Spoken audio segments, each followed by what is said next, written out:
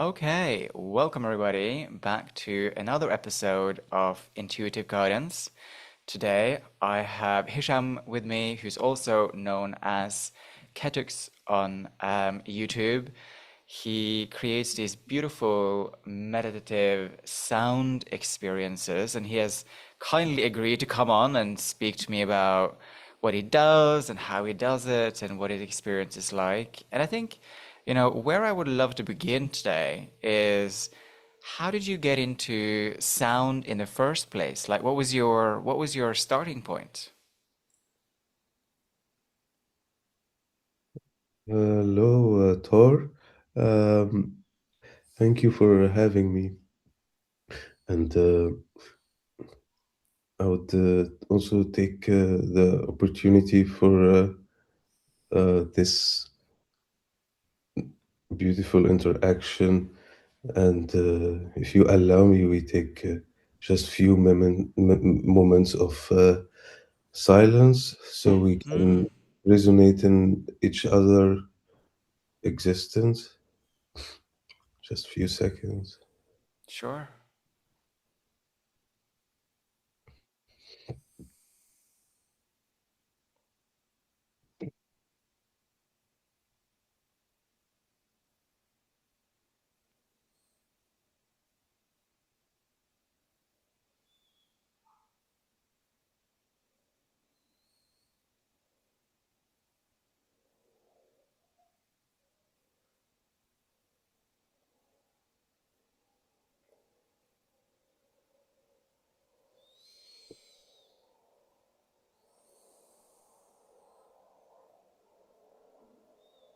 Thank you for doing that. Pleasure. Thank.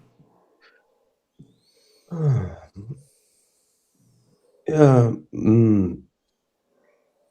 my instrument, as you have seen it in on my YouTube channel, it's an acoustic instrument that um, uh, it's kind of an ancient one, but Mm, what I have is more of a modern version of it that can speak well in harmony with other electronic music devices. And I started learning this in Cairo before I moved to Berlin. And I always did not really um, resonate with the idea that I would be sitting somewhere uh, playing some pieces from memory for people to see it and judge it conceptually, and then maybe you receive some applause at the end. It's good and beautiful art form, um, but I was drawn more to either writing my own pieces and not necessarily perform them, or just improvising and mm, let the sound speak. Um, and only recently, um, I just really discovered about myself that what I want from this instrument and what I want from playing music while existing in a certain room or with around certain some people is to just transfer one particular state of being. Um, mm, so I made it my goal when I do play my instrument or compose my music live. That's what I do. Um, is to j- enter this state of being myself and hoping, between brackets, believing that as soon as I enter this state of meditative state, let's call it, mm, when I play the music, it by default it transfers to the whole room, and by result the people who exist in it. Mm.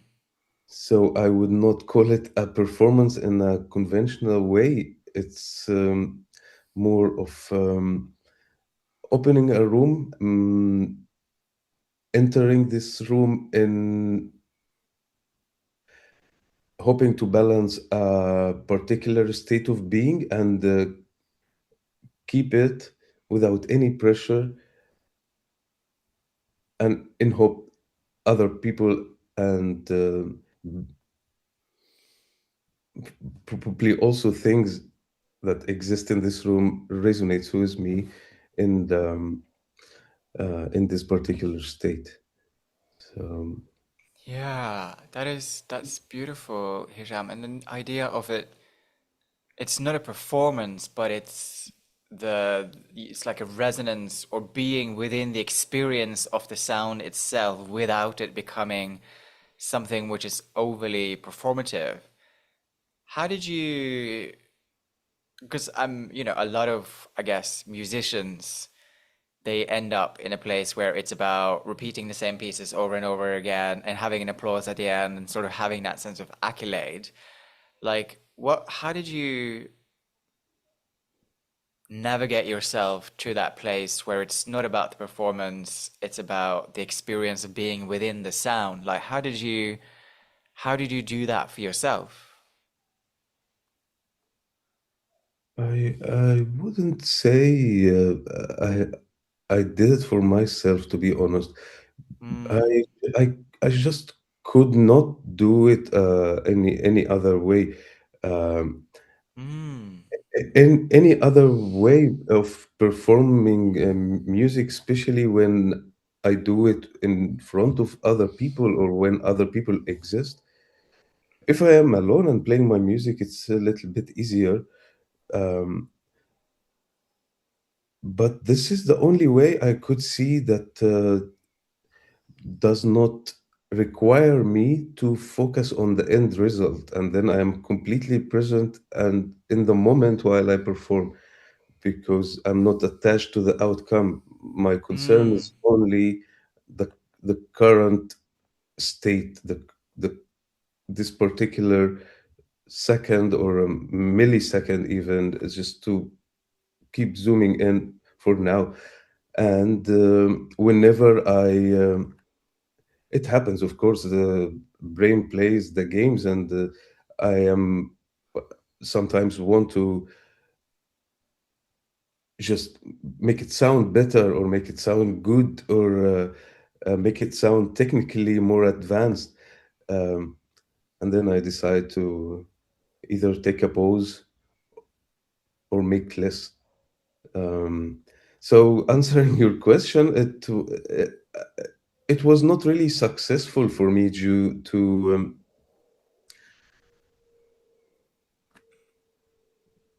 do it because I want to get something out of it in the future, even if that future is only a few minutes after the piece is finished being Mm. performed.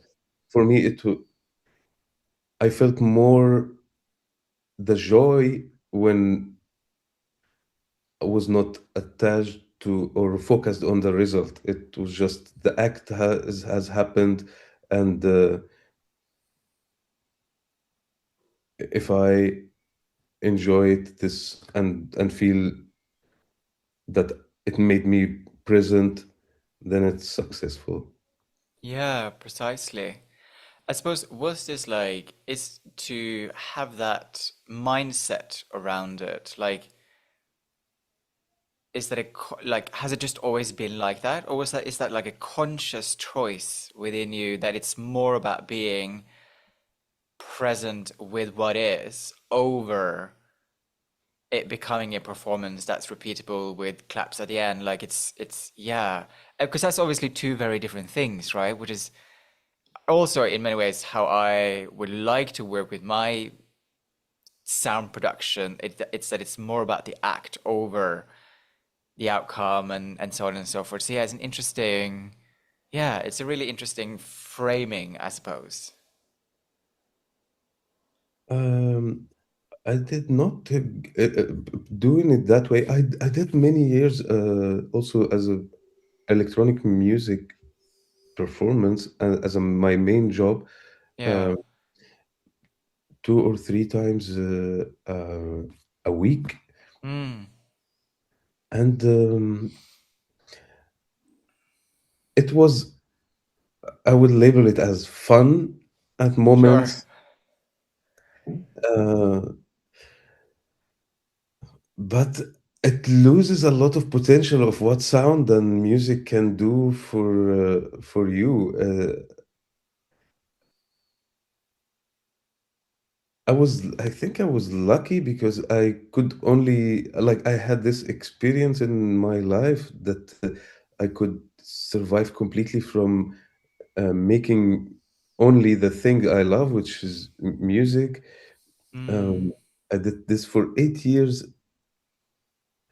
It was fun. Mm. Um, at the same time, it loses a lot of what this kind of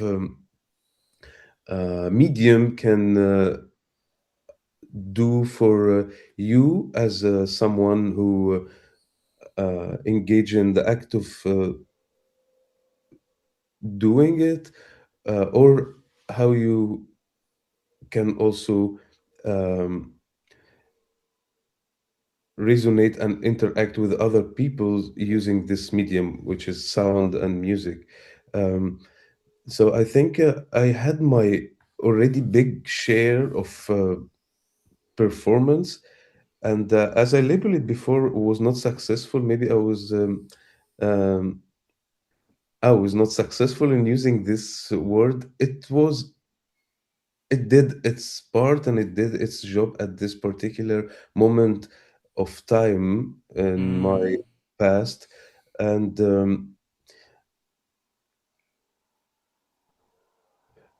I think I was lucky again for the world to force me with this moving to a different place and the music not being the main source of income. I could not do it here because was if you're performing, you need to know a lot of people in the music industry, and the people know Mm. you, and this takes a lot of time. So it did not happen to me when I came to Germany for music to be uh, my job, and but it went back to it being the thing that makes me feel centered. So Mm. it just happened naturally, I would say. And when it happened again, I decided not to let it go. Uh, Mm. it had also its share of suffering, I would say. Um, I had at one point recently, I had also enough of the uh, I would call it race of music industry in general.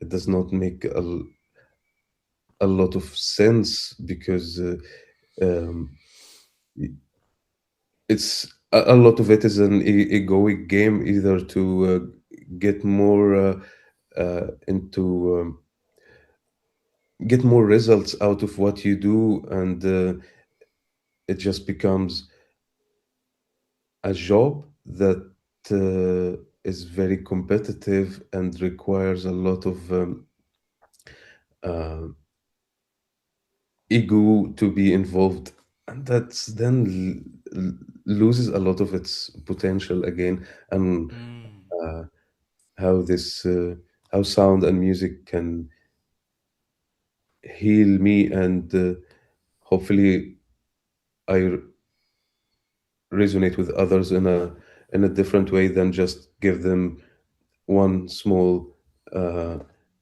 cookie Mm. in one evening, and then they happy just to eat it and go home.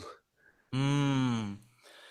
Yeah, because I suppose that's also how I'm experiencing your sound experiences, right? It's like it's being oriented from that more healing, intuitive space, which, like you've just said, like it's not attached to the outcome, but also like making money from it. Because again, it'll change, it's like if it is to make money for it, then it'll change how you approach it as well, right? Because you start thinking about, oh, like how will this sort of go viral or hit more people? And it just changes how everything with it is performed. So from what I've seen on your YouTube, it's like your sound experiences usually last for about an hour, which I think is a really healthy, like a really interesting time frame, because that's also what I see from some other practitioners as well. And I mean, that experience in on itself is a meditation, right? But I'm curious about like before you sit down on your desk and you turn on your ambient, more technical hardware and you start playing the music and so on and so forth, do you do a meditation beforehand or is that hour the meditation? Like, how does your meditation inside and outside of that moment interact with each other?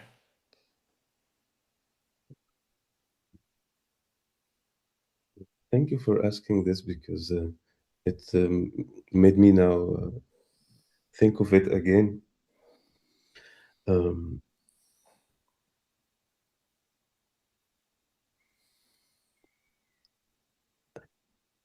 I have a to-do list that's very technical. I do it every time before I start my stream. And this written to-do list is just to ensure everything works technically okay for people. Most of the time it does, but nothing is for sure, of course. And this to-do list, it takes half an hour to execute. It should take less, but I discovered that I like it to stay for half an hour because in this half an hour also a lot of movement in the room and pressing each button and just walking, feeling my room again. It's a part of ritual. Uh, Mm, so I would say this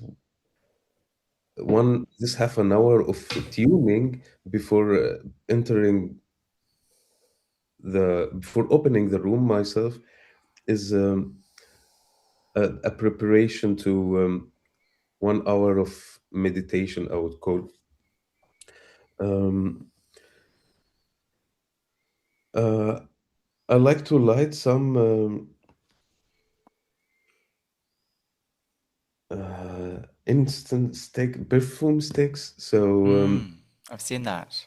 and there are one particular smell that it puts me in a particular state. So external sources help also.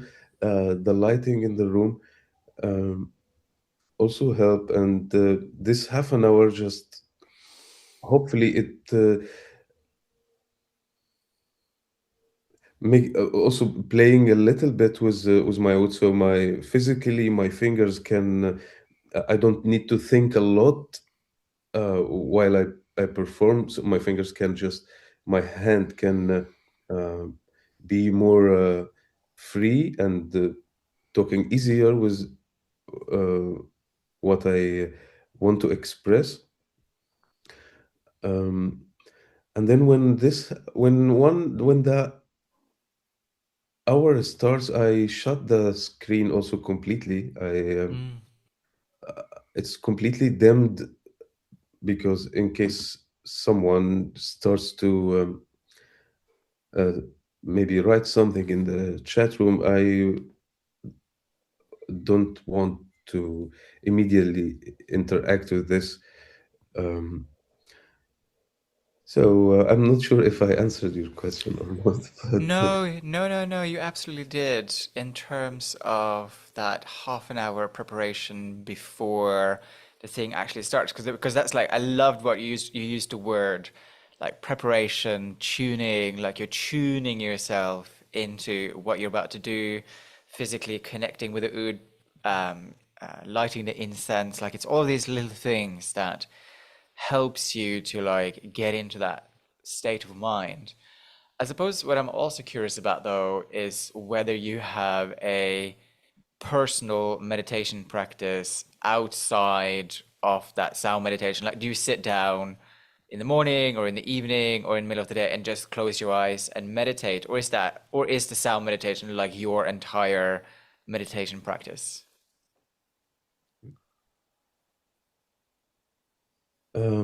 Recently, I think it's my main source of it's my main method of um, deliberately taking a decision and entering the pure state of consciousness and just be completely present 100%. My 1 hour of music playing is what currently is planned to do this, uh, because I do also perform. I choose not to use this word. Sorry. No, it's just it comes naturally because I did this Yeah, for yeah. so many years. Is just performing.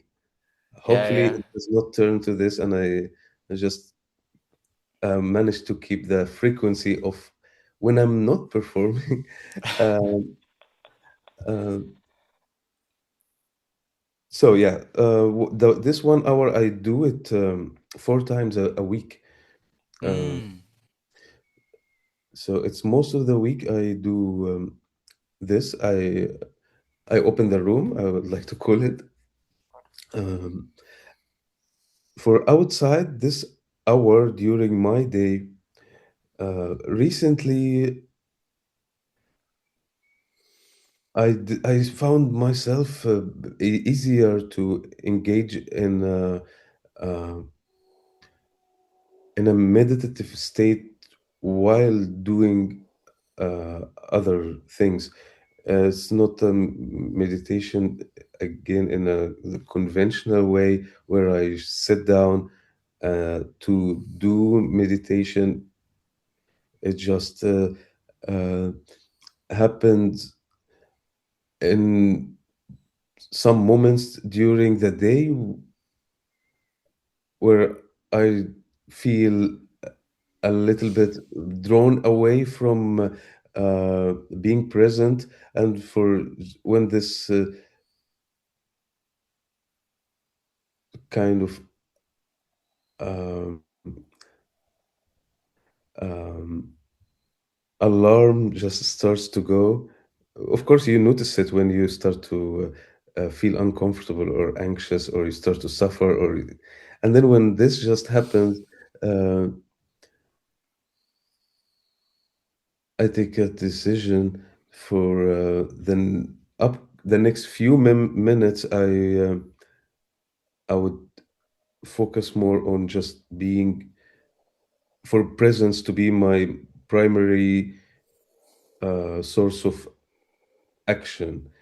While engage in other things, it's funny enough is it's it's one of the most successful attempts to enter a state of consciousness that makes me feel connected to my deeper self and my surroundings, is to be engaged in this type of meditation while I am walking, or even engage in other household activities. Mm. Just do simple tasks and be completely 100% present with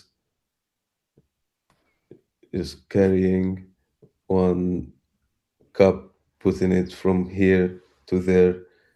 It's a good enough meditation practice for me. Um, Mm. I had my Uh, share of I was just going to say it's about presence, right? Sorry for interrupting. Yeah, it's about presence. yeah, Yeah. yeah, it's more about presence. Um, I kind of recently do not have other moments in my day where I just completely sit down for this only to be engaged in meditation. It happens while I am going on with my day. Hmm. Which I think is, I think a lot of people obviously have busy lives, like stuff is going on. And I think, I was talking with a client about this the other day as well. It's sometimes it's like having those, you can call it moments of mindfulness throughout the day or moments of presence and awareness in the moment that you are in, right? That is the key to go. I am entirely present with, like what you just did. I'm lifting one cup from here to there, and that is the presence. It's most people um, don't just fall into meditation as a way of being, right? Is this something that your parents raised you with? Like, where does this come from in your life? This need, this desire, the want, or just the way of being, which is more meditative? Like, what is it that brought this forward, I guess? Hmm. Uh, I, I do not want to sound a little bit for having went to some kind of uh, one particular experience that's different from uh, other people or the majority of people, because I think practically it's in everyone. Um, and as many other people, I guess, who experience this particular entry to this state of consciousness, it comes after a big wave or s- couple of waves of intense suffering, Hmm. whether in whatever level. And here, what it why I would say it's not different from what's happening to the majority of humanity. It's of everyone. Even if you're not suffering at the moment, it will happen again. Just wait a while. I'm not talking particularly about you. Uh, it's just this is life. It's just give us Hmm. challenges, and I tried a lot to just go against it, uh, and always unsuccessfully in one particular way or another. Um, and funny enough, at the end, what I saw at many moments as this should not happen to me, or life is giving me so much, and there's a lot of suffering in this. It ended up to that when I look back at these moments of uh, me resenting what's happening to me, it all of them are, or as much as I remember, I don't really feel regret or bad that none of this has happened. Hmm. Uh, so we do not really know what is uh, good for us or bad for us. You can have a preference, of course, or I can have a preference. I want life to give me this or that. But if it gives me a darkness at one point,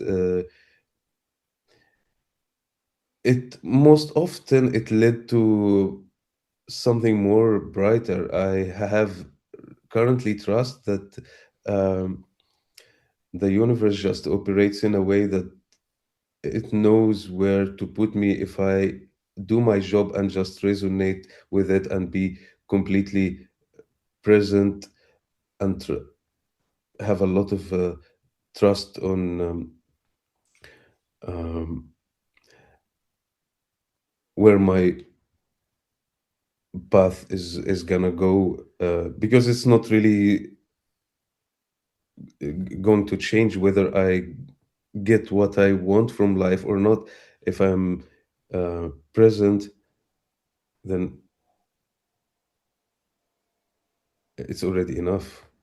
So answering your question, it was a part of uh, a lot of things that has happened to me without me having a hand on it, involves a good share of suffering, and then taking a conscious decision not to um, engage in a lot of resistance with this. It's just acceptance and riding the waves and be present with it, be present with the good moments and the bad moment. And also, it comes from a lot of trust that being in the moment is quite the solution to Mm. uh, most of my struggles that are created by my brain. Yeah. I mean, so my mantra that I got for 2026 is the path is always clear. Even when my mind is creating these illusions of an unclear path, the path is actually always clear. And like you said, that is just about like being in the moment. And if you are in the moment, the path is always clear and like having that belief. And there's another thing which has been sort of, there's a phrase that's been showing up in my meditation, which is um, the experience is just the experience and all experience is meaningful, right? We might label it in certain ways, but actually in its essence or in its present in its moment, the experience is just the experience and every experience is meaningful regardless of how I label it.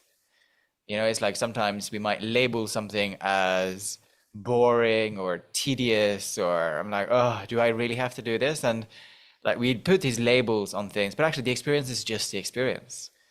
And I mean, I think you've had an experience, I think, which is, I guess, not common in what I'm trying to say, but I think, you know, if you go it a lot, not everybody actually, but you know, a lot of people when they are going through difficult situations, then find the motivation to find something else. But actually, I suppose not everybody does that. So well done for making that conscious decision of going, I'm going to be present with what is and practice acceptance in that moment. That's beautiful. I don't know how old, because you mentioned something about having a child. I'm curious about like, and obviously you don't have to talk about much about this if you don't want to, but I am curious about how do you bring this presence into parenting? I have two sisters with children, and it's interesting to observe them raise their kids, basically.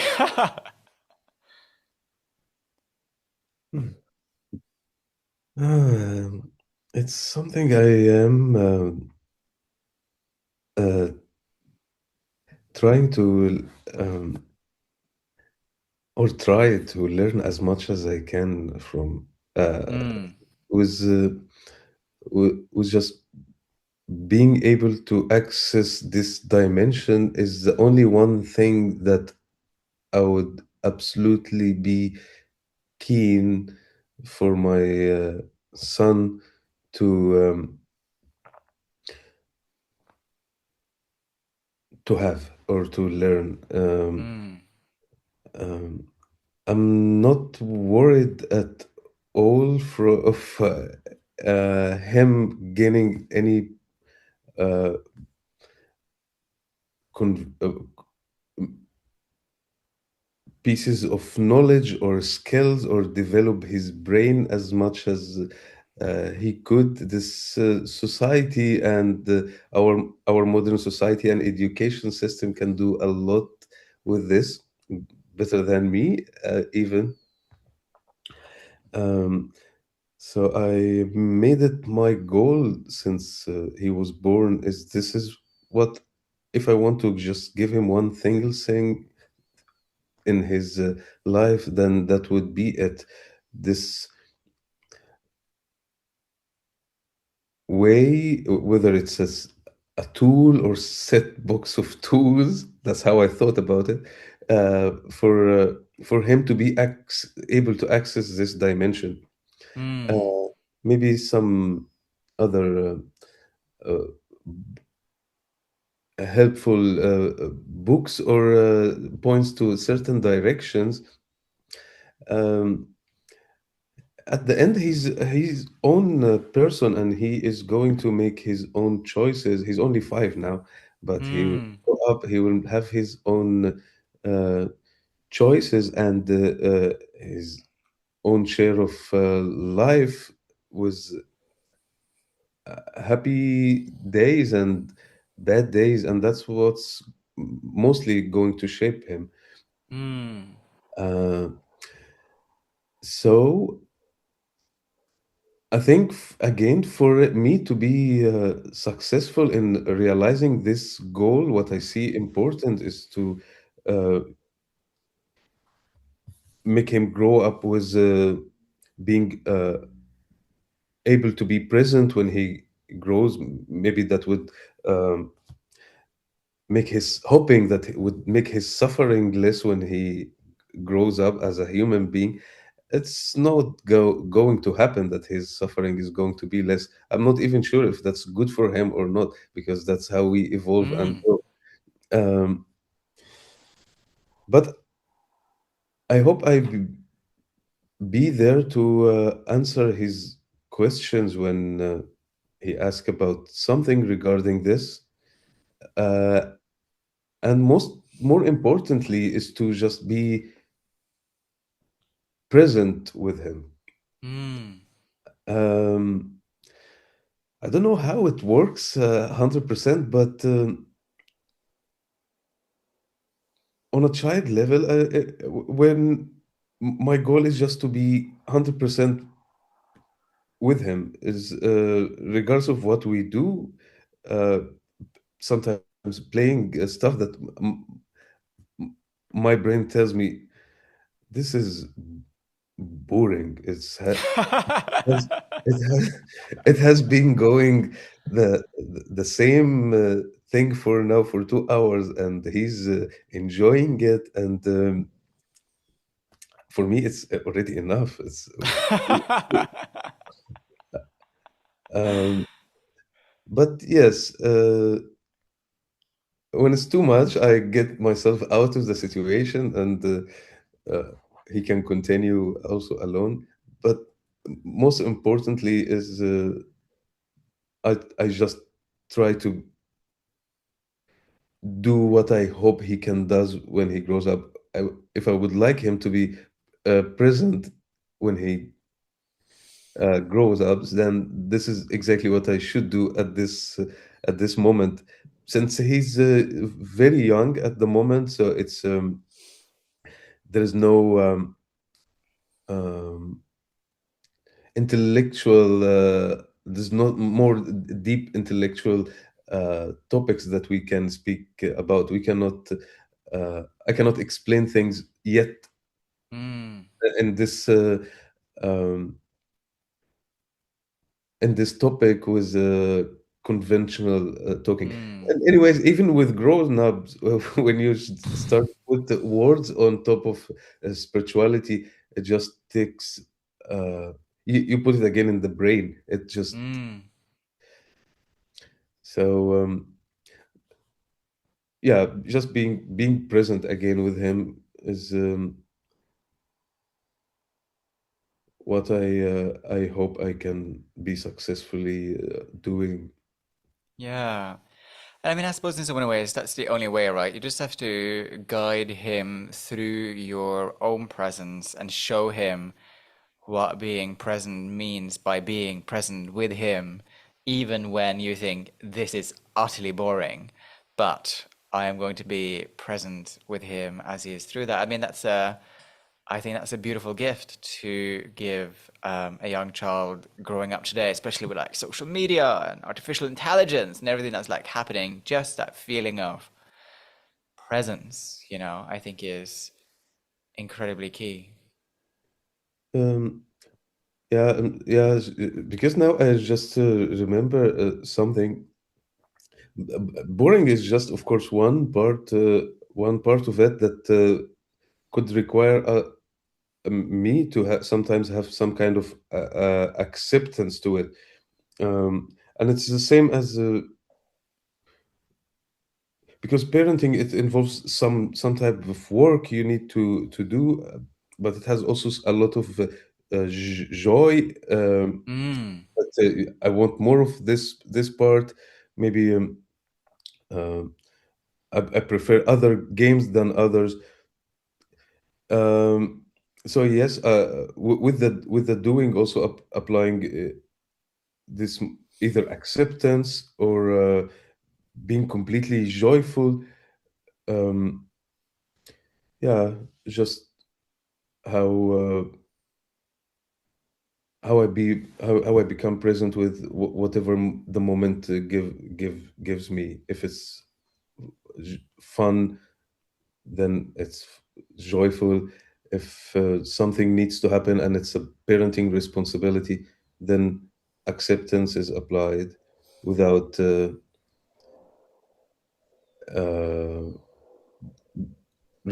going against it or resistance.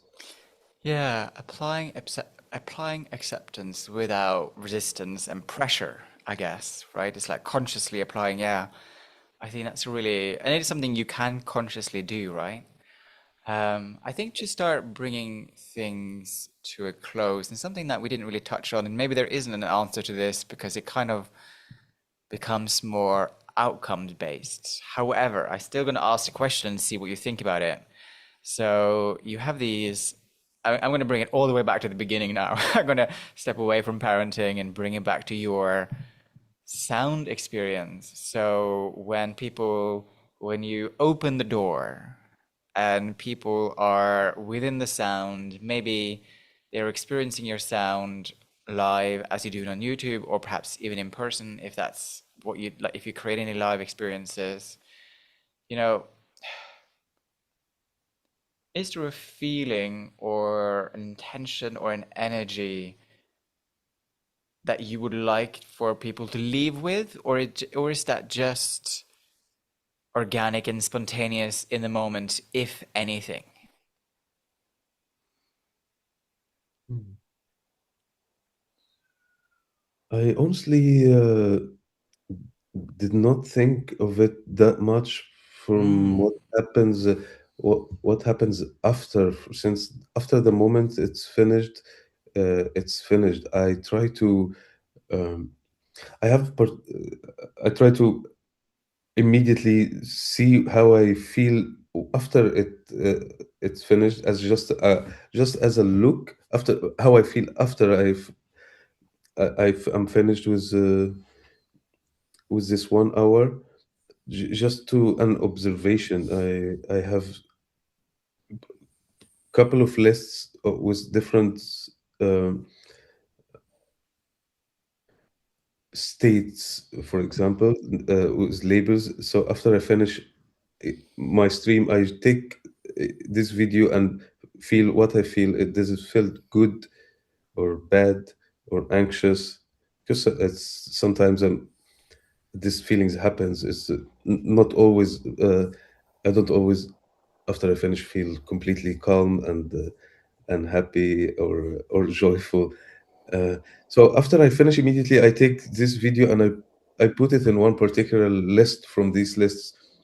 I don't know how it affect other people, honestly, um, and I don't really have much hope for it to have a sustainable effect in the future. If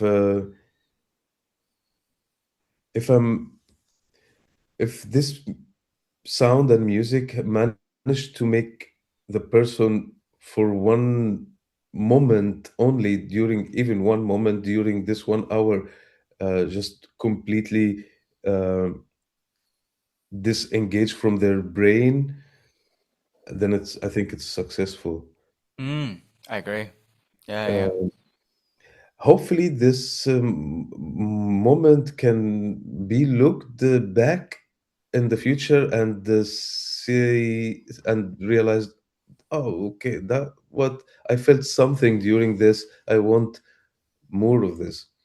Uh, Mm, not if it doesn't happen, it doesn't happen. Uh, mm. it's funny how because with the YouTube streams, I, s- I think the first 2 months I had zero people in the room. Sometimes maybe one person comes, um, and I think that's what also shaped, answered a lot of questions. Why am I doing this? It's is it for? Of course, still, it's good for I believe it's good when it reaches more people, Sure. but I do it basically and mostly for myself. I still try to somehow frame it in a way that with each every few videos I maybe I put one or two that are um, functional music, or label it as that, because in that way uh, it reaches more people. You I could say music that